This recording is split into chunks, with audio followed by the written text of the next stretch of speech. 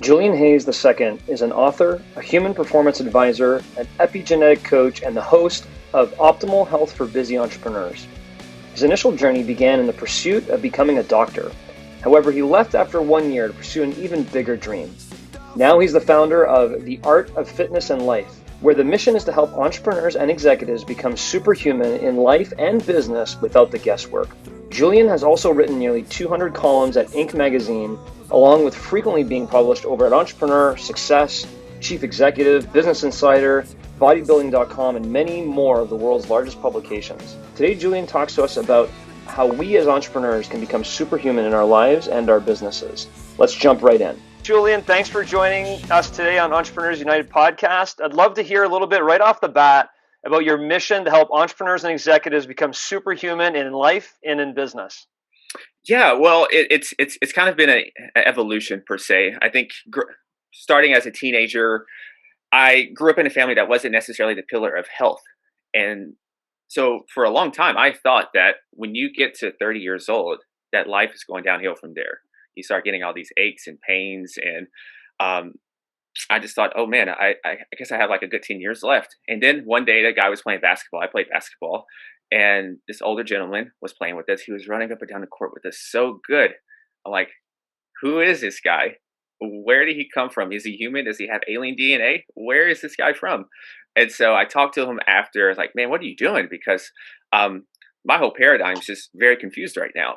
And he gives me such basic advice. He's just like, age is irrelevant. It's really just about the way you talk to yourself, the way you treat others, the environment that you're in, the foods that you eat, the way you exercise, taking care of going to sleep at night, and finding a job and a career that you love.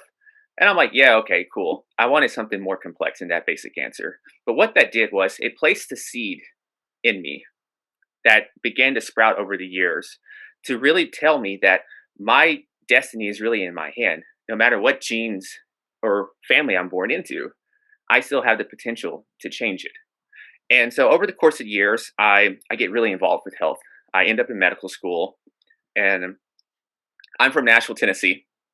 And so I go to New York. Quite a big of a difference of a scenery there. Sure. So I made all sorts of characters in New York. I thought I was crazy. No offense to people in New York, but I'm pretty normal. But so when I'm in New York and I'm meeting people who are seemingly combining different passions into a job.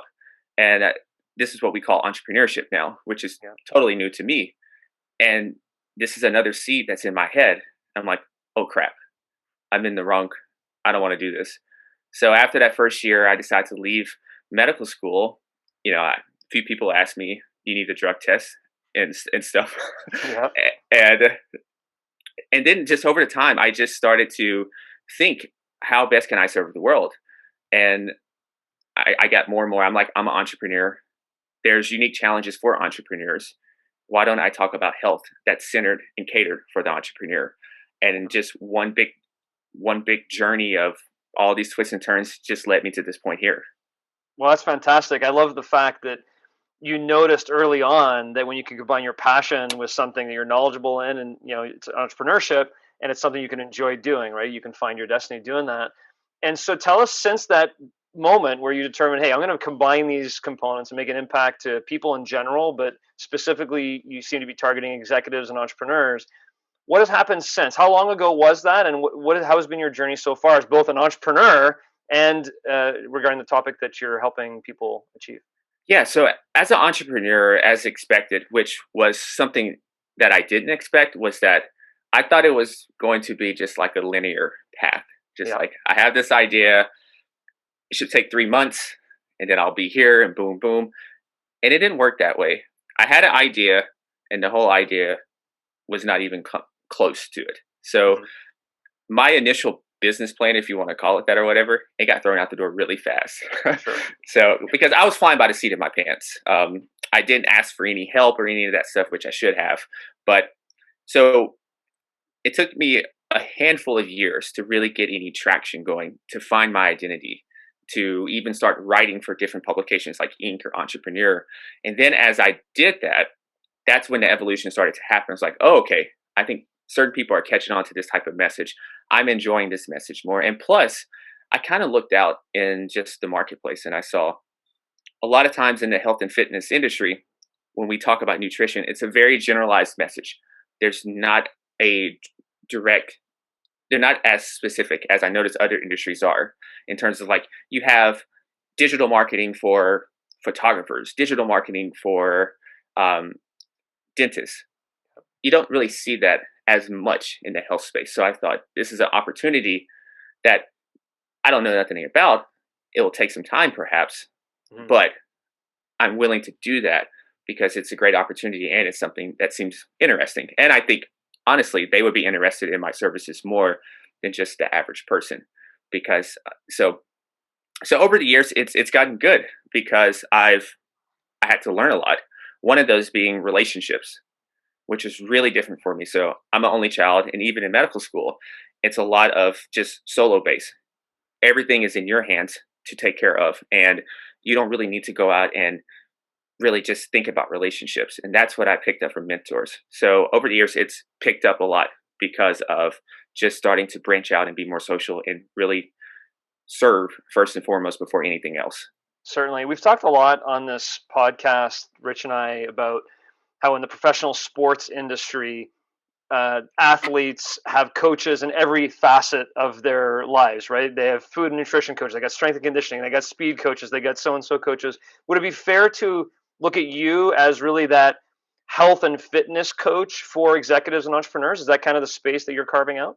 Yes, and you mentioned that they have their team. That's one of the same things that I'm att- attempting to replicate even more and more is to have this performance team because you mentioned it that you look at a LeBron James, he doesn't just have one guy working on his health.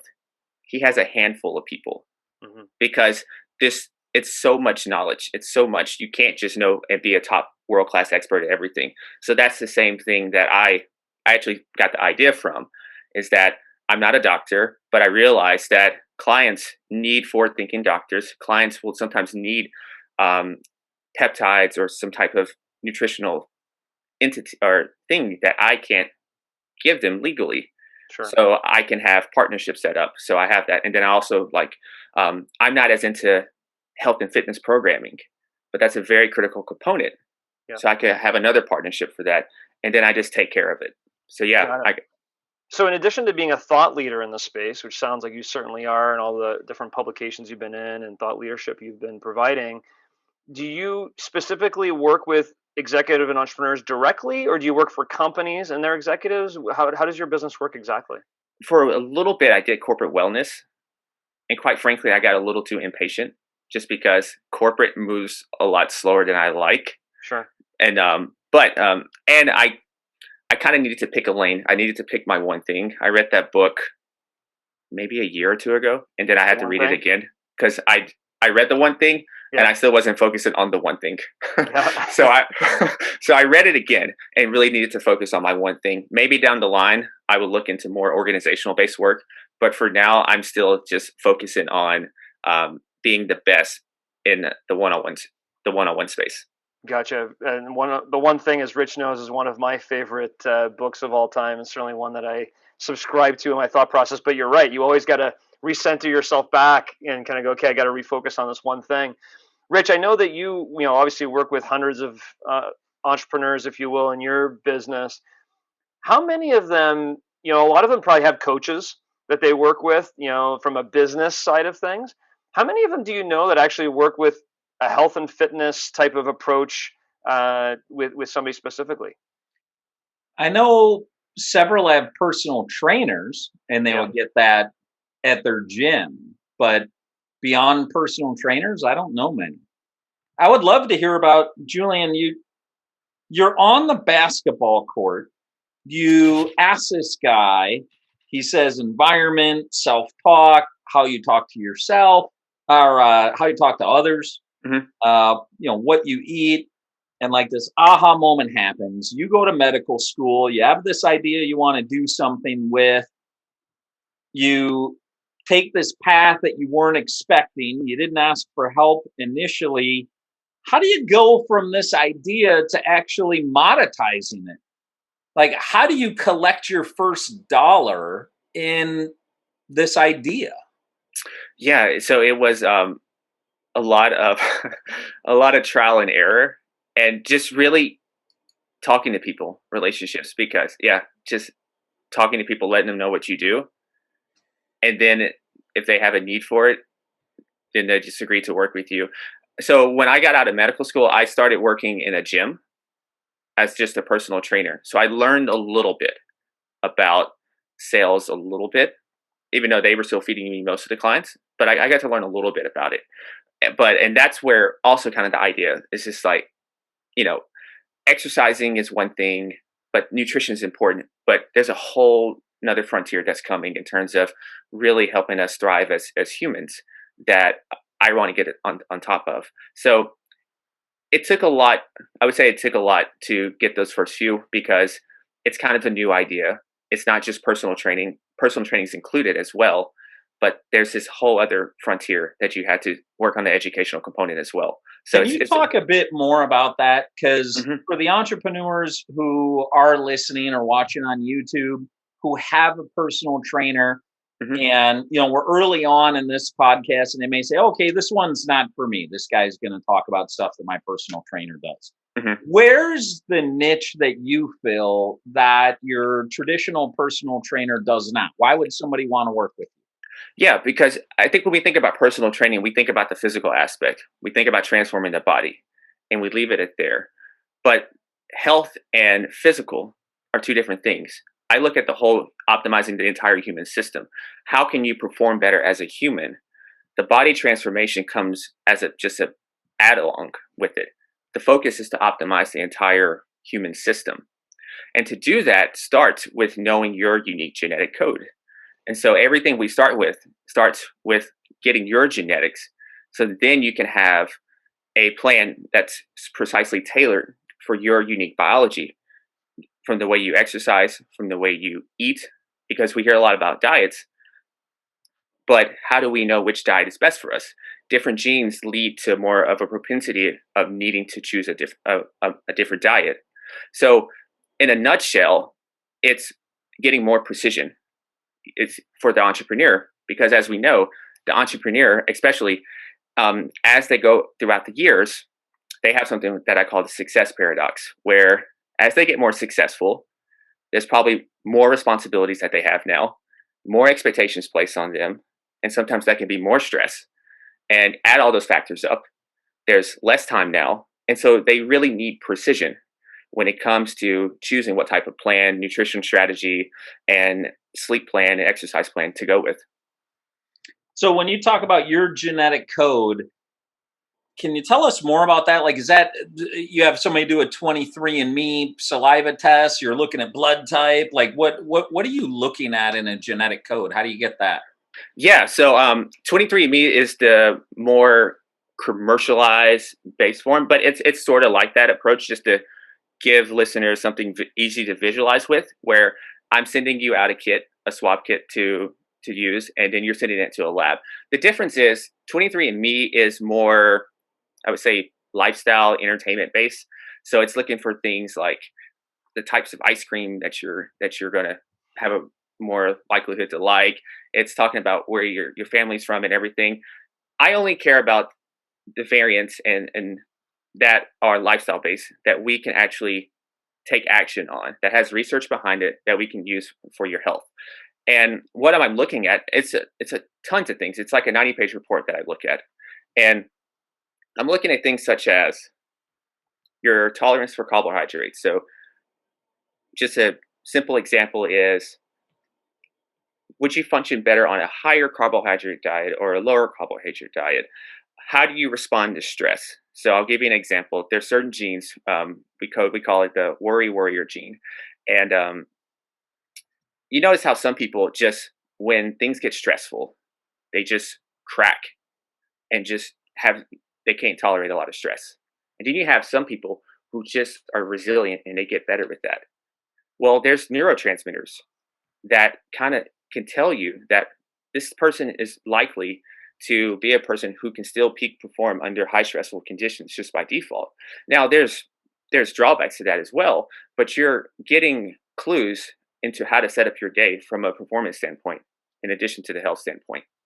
And the same thing with sleep as well. So I'm looking at sleep, nutrition, exercise, hormones, and other environmental agents. So thank you for that. I'd love to go like a level deeper. Mm-hmm. If we go, okay, we all kind of know the mantra, right? So eat more greens, eat more vegetables, have lean meats, sleep 8 hours a day, drink a lot of water, move your body. Can't it be that simple? It could be that simple. Doing that will get you good, but there's a deeper level that can take you to great. So, for example, when we talk about eating lean meats, well, there's diets out here that tells you to eat all the steak you want, eat all the butter you want. But there's certain genes, we'll call it ApoE. There's an ApoE gene, right? Where depending on what variant you have, it's actually a detriment in the long term to have a diet that's just full of those types of saturated fat, because there's research studies behind it that shows that leads to quicker, those people don't respond as well to the saturated fat. So therefore, they're going to build up plaque more, and they're going to have more of a propensity or a chance to have cognitive decline throughout the years. So that's an example.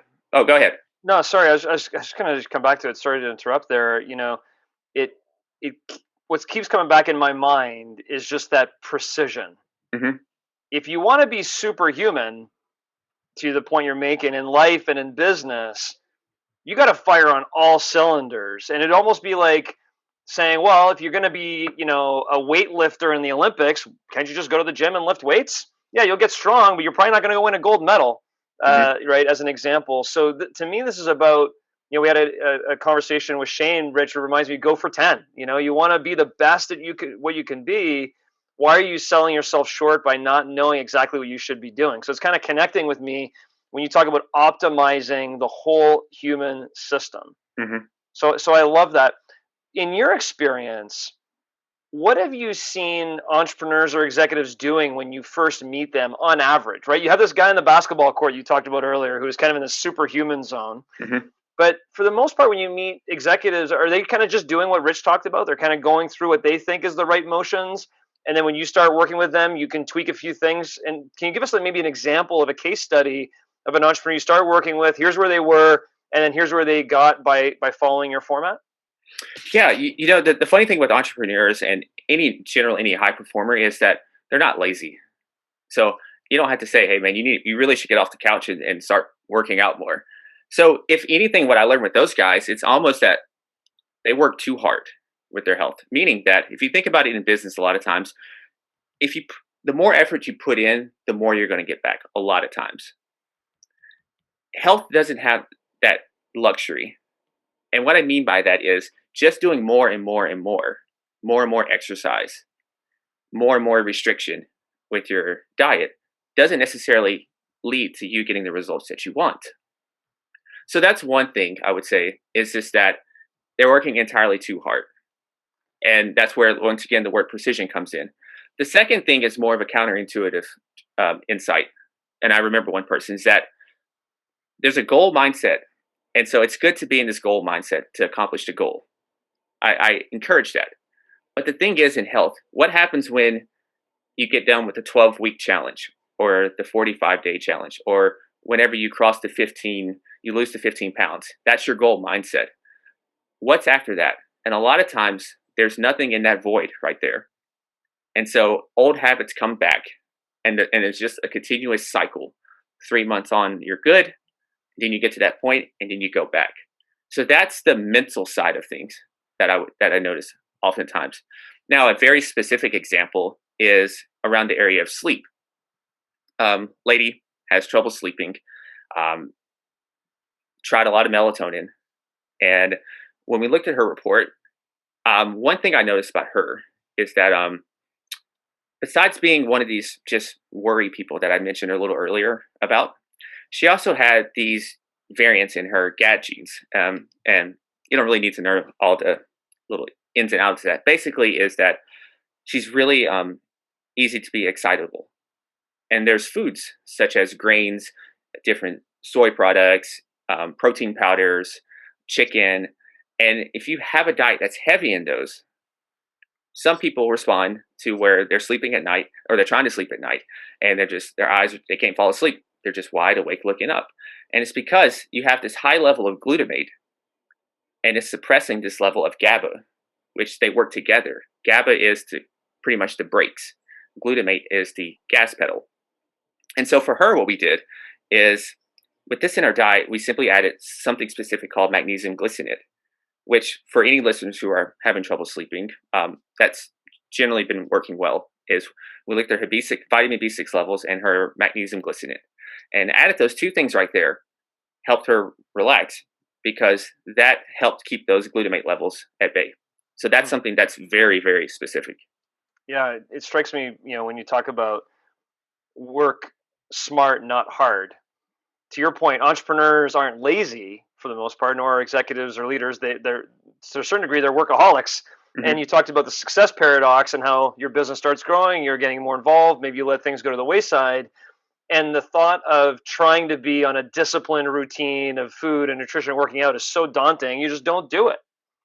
When in reality, if you were a little more strategic, you could be very pinpointed in your precision skills to be doing what you should be doing. So I love the way that connects back. And you're right about habits too. I mean, Rich, I know for myself, we talked about this a few months ago. You have your New Year's resolution, right? And you go through your New Year's resolution through January, and then February you're just back to normal again, or back to your old habits again. And one of the things that I guess strikes me here in your platform is, beyond the initial diagnosis of your genetic code and here's what the precision is, how do you then continue to make sure that they're moving in the right direction? Is it an ongoing coaching assignment? Yeah, it's ongoing. It's ongoing communication, and also we have I'm not sure if listeners are watching or anything, but we have different wearable technologies. So I have a Whoop band on right now, and then there's also Garmin's. And so what you can do, you'll see how they're sleeping. You'll see their HRV, which is very important. Just simply how it's a balanced inside look at their nervous system. Mm-hmm. And also it's a good indicator of stress. So how they're stressing. So, something very specific in that idea of technology monitoring is that you can kind of see the certain periods of the day where your heart rate is just spiking. Yeah. And then if you go back and look, you can just say, hey man, like I noticed on Wednesday at like 2:30, your heart rate and HRV is always up higher. What's going on then? And he's like, I never thought about it. And it's some task sometimes that they don't like to do, and it causes a lot of stress. And so something simple like that can then be outsourced or taken care of, and you can keep that body still back in homeostasis. Yeah, that's awesome. And so, sorry, go ahead. Oh, I was just saying, so, and just a complete answer to the question. So besides the technology monitoring, you have you can do lab reports. So you get to see labs, to see how they're progressing throughout the months. And then you have, depending on, you have age testing. You can have age testing. You can kind of see how their brain's working. So there's a lot of data out there, because that's the thing. You want to see that what you're doing is working. And if it's not, then let's quickly change it right away. Yeah. Is it fair to say you've got kind of those three pillars that you just laid out? You've got your genetic testing that covers kind of the past or your hardwiring. You use technology to kind of measure the present, and you're using the lab reports to measure the progress. Yeah, that's a pretty good way to look at it. Yeah. That genetic testing is the foundation. So no matter what we agree to work together or anything, that's the foundation, just to know what their foundation looks like. And then depending on the level of detail, we just build up from there. Got it. You mentioned a performance team for entrepreneurs. Can you give us an example of a performance team that you've been on, and what were the other roles of the other people or coaches on the team, and talk a little bit about the entrepreneur and their mindset and what they were going after and how they put that team together? Yeah. So I guess my role is, I'm always like the quarterback, the overseer of the whole operation. I do a lot of the more mindset-based and nutritional side of things, and sleep and the performance. The other partner is, He specifically does the exercise programming, and so he'll do the fitness programming. He'll do the and so he'll do a lot of monitoring through the app to see like your exercising and how that's going and everything. A lot of the daily check-ins and everything. And then there's a medical component as well. They will do a lot of the testing. They'll do the initial testing to go from there. And then when you get all this data, it's all whiteboarded, and we'll come up with a plan, and then go from there. And then I'm kind of just the overseer of guiding this along. And if an entrepreneur wanted to reach out to you, do you have, that exercise coach and that medical coach? Do you have those in your stable that you're kind of the one-stop shop that gets them access to it? Or do they put their own team together and you're just one of the team of people they put together? How does that work? Oh, no. So I do it. So my whole thinking, when I first had this idea is that these people are going to be busy. So I want to make it as easy as possible and for them to do as less as they can. So I take care of all that. So I want to say they just have to show up, but they got to put the work in still themselves. But but for the most part, that's all taken care of. They don't have to do any searching or anything. So it's all put together for them. Cool.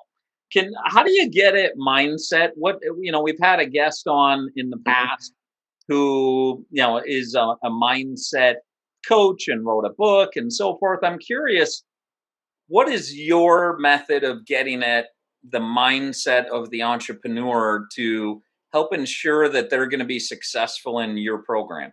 Mindset's a very interesting word because it's so many different definitions of mindset. Really, I just like to ask questions. I just ask questions because a lot of times I think we have the answers already. We just need to be asked questions, and we just need somebody to sound off.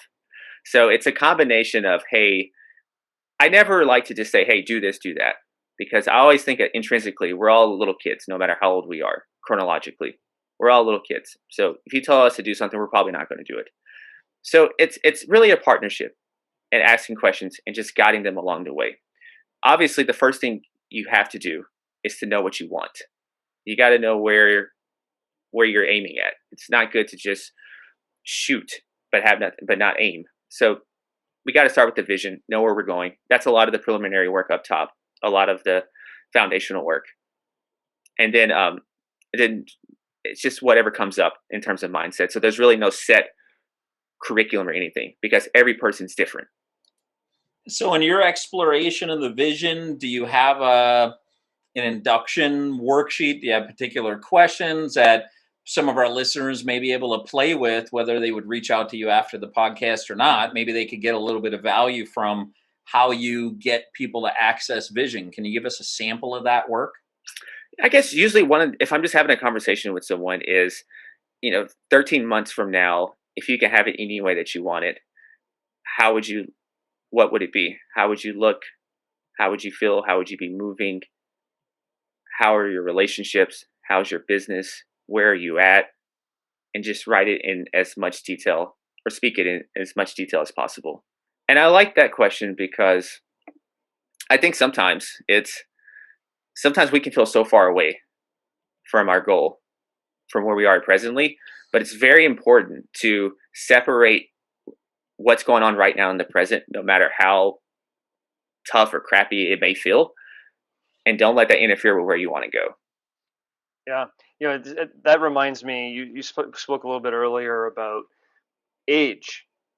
Mm-hmm. And I know Gary Vaynerchuk talks about this a lot, that people don't realize, a lot of people in their mid 40s are like, oh my gosh, my life's over. I'm why? And they don't realize how much more time is ahead of us in life. And, you obviously you're just starting in your career, you're really gaining a lot of steam. And one of the principles he talks about a lot too, and it's completely contrary, Rich, to what you and I grew up in our methodologies, was, do all goals need to be time phased? And by putting a time on it, are you putting your own undue pressure on yourself that you have to have your business at this stage by this time, and then you give up because you're not there yet? Versus if you just kept going at it, you'd get there. Or your relationships. Why are you putting a time to the goal of your relationship? Keep working at it. You'll get there. And you strike me as the type of individual that has this vision and goal, right? And even though during the times where it was tough and you had to redo your business plan a few times, you just kept going. You just kept going. You're persistent. You put in the activity. Where does that come from exactly in you? And how do you help entrepreneurs with that as well? I think it's just, I think I look at goals and it's just a goal. Like no one ever got mad at you for making a goal. Like no one lost their life for making a goal. And I think it's an opportunity. I think I'm just so grateful for the life I have, the situations I've been in. My father, he passed away. My grandfather, I saw a lot of ill people, and that really gave me perspective. That business is tough. Um, things can be tough, but like I can go run 30 something miles a week and lift weights. I have all these books here, and books have really helped transform my life as well. That's been like the sibling I never had, which is books. And so I just realized that what do you got to lose? And then athletes, of course, I'm big into sports. So you hear the Michael Jordans, you hear the Kobe Bryants, and you hear the Muhammad Ali's. And I just think that we're limitless. And I don't really know exactly that pinpoint. I think it's just the culmination of things for me to see that. Now, for entrepreneurs to answer that question, I think you got to know what motivates you. And what I mean by this is some people are intrinsically motivated just by, like myself personally, like I get really motivated just by pushing my limits and see what I can do. Some people really get their motivation from their family and really want to provide for their family. Some people like to prove other people wrong, and that's how they get their motivation. So I think that it first starts with what gets you excited. How do you get yourself excited? How do you feel yourself? So know what fuels you. And there really is no bad way in terms of how you get motivated. And so I think when we learn the psychology of that person, then you know how to communicate with that person. So if I'm talking about shoving it down people's throat, proving somebody wrong, and this guy's more of a family-oriented guy, there's going to be a disconnect there. But if I realize that, oh, he's very family-oriented, a lot of examples, a lot of things I talk about doing something, if I link it to his family, doing it for his kids, doing it for his legacy, that's going to have a stronger impact. Yeah. So I hope that answered that question. Yeah, that was amazing. There's no bad way as to how to get motivated. It's powerful. I noticed when you talked about your father and your grandfather, I heard some emotion in your voice, and then you said, oh yeah, that you'd been around a lot of ill people. Mm-hmm. And you said that in the very beginning where you had said, I didn't come from a pillar household when it comes to nutrition.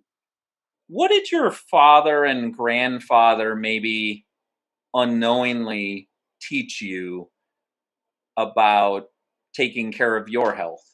Yeah, it's mainly my father. So my father, he passed away last year, and over the course of time, I was a caretaker. I was back home with him for those 3 years. He had a lot of surgeries, and I tell you the thing I saw, which I still think of now, is that even days after his surgery, he had a prosthetic leg. He was learning how to walk again. He still found a way to joke. He still found a way to make people laugh when we went out to the market and everything. And so everybody knew him for his smile. And so when he passed, people couldn't believe it because he had the look of a man who was not that sick.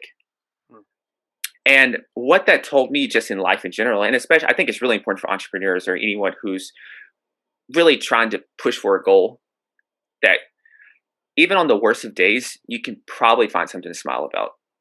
And so that really helps me because I'm competitive and I pretty much get mad on a lot of certain things. But I still have to see the beauty in life and not take it for granted, because he didn't know he had diabetes he had it since he was a kid. And, when he finally had that mindset shift, because I kept talking to him kind of like we're doing now, it was a little too late, but he still made the switch. And then when we went to other facilities with other individuals who have lost legs in the maybe war or accidents or whatnot, and even when I volunteered in burn units, you see people in the worst situations with a good attitude still. And so that really made me question myself.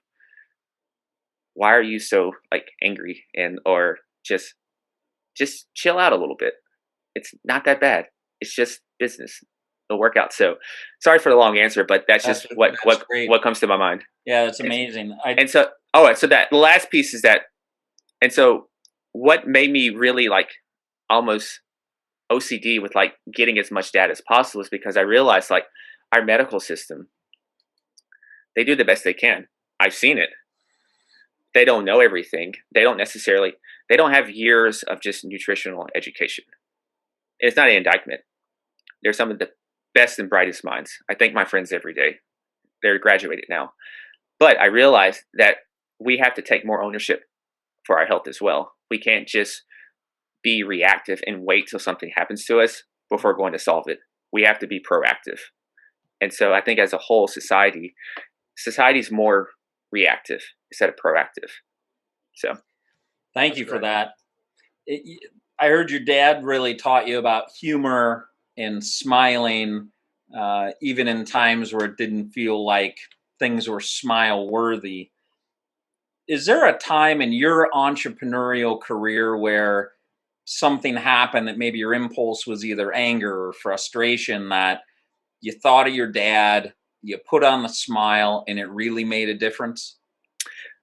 I think when it was, man, there's a handful of opportunities. I think about even when I was a student, and I sent so many letters because my GPA wasn't that good, and so it took a while for me to get accepted in. And even with the entrepreneurial route, my writing was horrible when I first started, absolutely terrible. And I remember one of my friends just helping me get better with grammar and making better sentences. And finally, I started to write for different magazines, and I got so many rejections, so many. Like I remember one editor, I sent it back. The editor was like, "This is one of the worst pitches I've ever seen in my life." I was like, wow, okay, but that really hardened my skin. And my first writing opportunity, I walked into the newspaper place. I researched them a little bit. I just walked in and I just gave my pitch.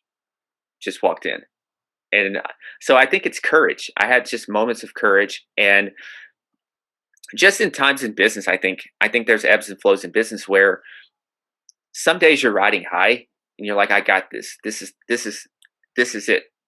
I found the right sauce. I've got all the ingredients where they need to be. And then 3 days later, you're back to feeling low again. And so I think it's just being able to withstand those different storms and uneven roller coasters of entrepreneurship. And really having, as you would say, courage through what sounded like rejection and struggle and failure, and putting on that smile, having courage, believing in your future, your self-talk. Can you expand on some of the self-talk part of your work and maybe how you've used that? Oh yeah. So I have an alter ego sometimes that comes out when I run and everything. So I'm very mild-mannered right now, but when I run, I say some stuff to myself. And I do that because we got to be our number one fan. And I actually had this conversation last week with a friend, and he said that not a lot of people believe in his business and what he wants to do right now. And I told him, you shouldn't expect everyone around you to believe in what you do right now, because one of the things of being an entrepreneur or any type of visionary is that you have a vision that people can't see yet. You already see it before it's there. Most people need to physically see something before they believe it. So you can't think about that. You have to, once again, know your motivation, know your vision. And if you found the right ones of those things, that's going to be strong enough to propel you. And then also find other people like you. Thankfully we have the internet now. So there's plenty of people out there. I was trying to write down, going back to the premise of helping entrepreneurs and executives become superhuman in life and business. Mm-hmm. And if I had to recap it in my words, based on what I heard from you today and taking some learning, I came up with 5 steps. I'd love for you to kind of look at these 5 steps and tell me if they should be rearranged or if more should be added. But the ones I came up with, Rich, love your feedback as well, was be proactive, optimize your system, have good perspective, have courage, and have vision. That's kind of what I think embodies what I've heard from you today, Julian. If you want to be superhuman, these are some components. What would you change, move around, or add to that list? I think the first step, I would start with vision, because superhuman is really a way of life. It's really a mentality. And that mentality starts with having a vision for what even a superhuman life looks for you. You know, I have very ambitious goals and visions for what the future holds for people as a whole in terms of their health and their ability and what they can get done. But that all starts with a vision. So I think when you have that vision, then you can start to shift that perspective as well, and then become more proactive. And I think when you have those things, then it's easier to have courage. And then when you have all those, optimizing your system, it's easy because you have all the necessities. You've built up all the ammunition you need to fuel yourself. And so now it's just going out to carry on that mission of optimizing your system. Oh, that's great. So to rearrange those, vision will give you the right perspective to be proactive and have the courage to optimize your system. Mm-hmm. Love it. Love it. That's certainly something that can be taken away. And it does go back to me, even personally as an entrepreneur, thinking through, am I optimizing my system? No, I'm kind of doing what Rich talked about. I'm drinking more water now. I'm working out more, but am I optimizing my system, or am I just doing what I thought I need to do to be healthier and sharper? So something that I'd like to research some more for sure, Julian, and talk to you a little bit more about on a personal level to dig in more. So, to me, Rich, that's what I've taken away from today. And I love the recap there. Vision, perspective, proactive, courage, optimize your system to become a superhuman in life and business. I love that. And I will say, an interesting thing when you mentioned about that is like a key question that you start to ask yourself is what's next? That's when okay, maybe it's time to seek, maybe you're ready for optimization. Maybe you're ready for enhancement. You start to just have this hunger. That's almost kind of hard to explain. Sometimes it's like, I know I can do more. I know there's more potential inside of me. What's the next step? I'm doing A, B, and C right. I'm doing these basic things right. I'm dialing them in. I think I can do more. How good can I be? I think those are some good questions as well. That's great. Thank you so much for joining us today. And similar to John, I may want to reach out to you on a personal level and learn what optimizing things for myself sounds like. And I'm sure some of our entrepreneurs may want to also. How would they reach out to you if they wanted to, Julian? Yeah, you can just go to my home base of theartoffitnessandlife.com. And if you have any questions, you can also just email me at julian@theartoffitnessandlife.com. And so I'm happy to answer any questions and clear up anything that you heard that you like, hey, could you explain that a little more? Happy to do that because it takes a village to succeed, and I wouldn't be here without so many other people. Thank you. Awesome. Thanks a lot, Julian. Thank you so much for having me. I really appreciate it. Stay with us for a few more minutes while Rich and I break down the podcast. Rich, have you ever tried one of those Fitbit Whoop watches? I know they got rings now that will talk about your sleep and your nutrition. Have you experienced one of those before?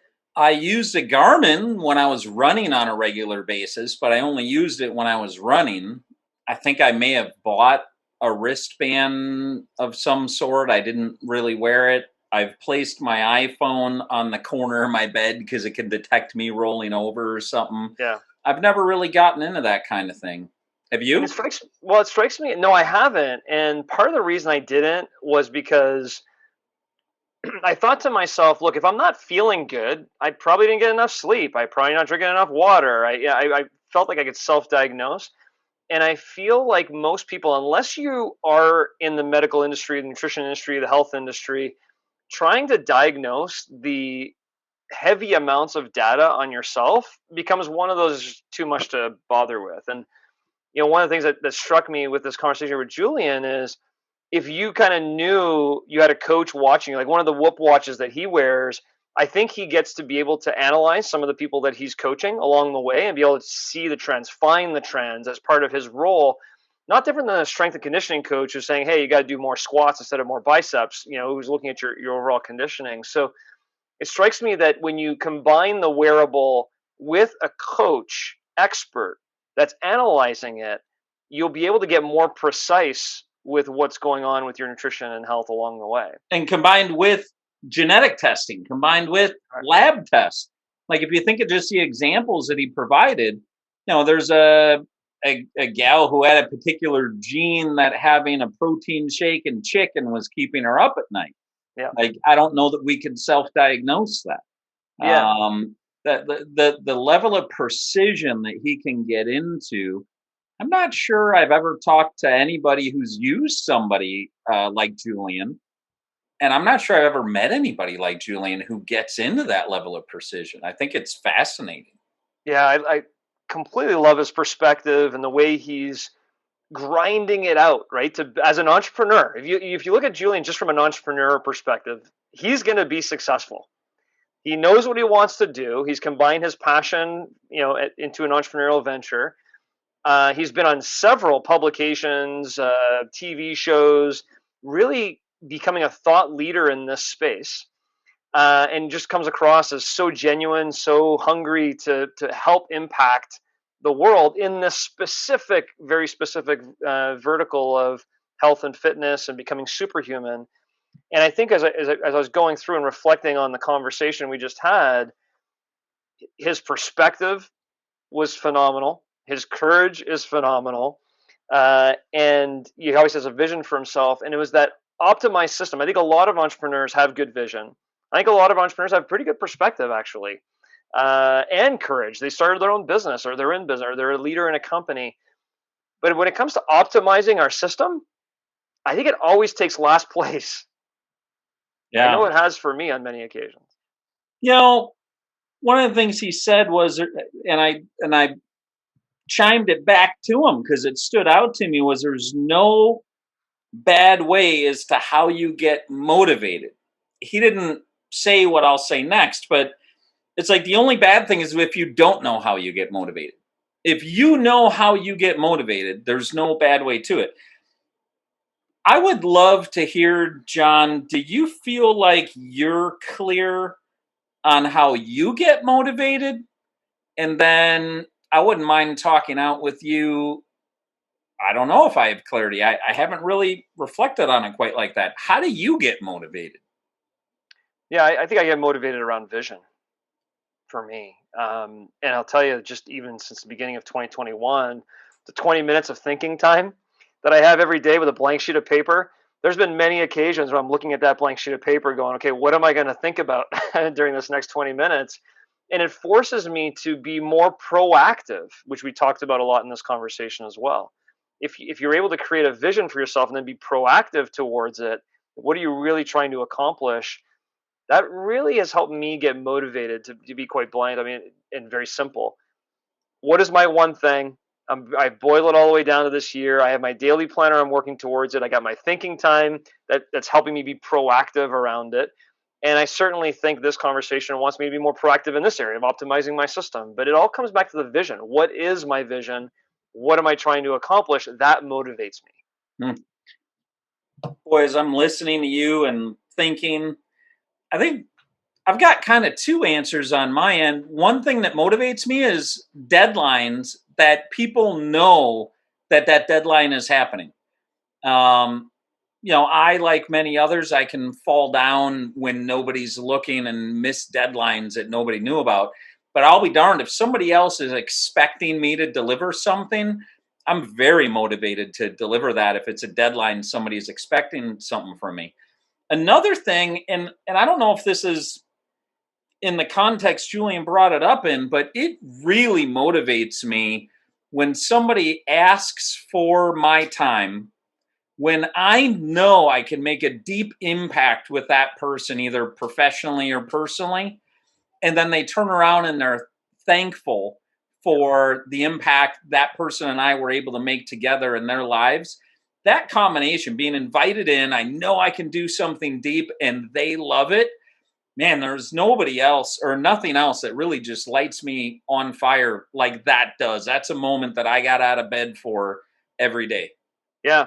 And the one thing to consider, though, as I was listening to you talk, we have to be careful about that urgent and not important. Yes.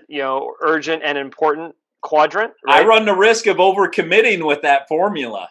You're right. Yeah, because the deadlines other impose on you may not be what you need for your one thing. Totally. Right. But the second example you gave there in terms of the impact you make on others, that is also your objective. So you're playing to your objective there in terms of making an impact on others. So I really think when you go back to your vision and what motivates you towards your vision, it really should be imposed by you and where you want to go and be proactive in the areas that will help you accomplish your goals. Totally. I don't know that I'm the best at that, at vetting somebody's request where I can make a deep impact and they're going to love it. It's very difficult for me to say, no, that's not in alignment with what I'm trying to do. Because I'm like, no, that kind of is what I'm trying to do. So that's very difficult for me to say no to. And I think I could probably get better at it with a stronger vision. Well, your vision is to impact people. Yeah, lead a mass of people to match your performance of their potential for a purpose which they determine. But a mass of people is not always related to one-on-one. I know you make a difference one at a time, and that can add up to a mass.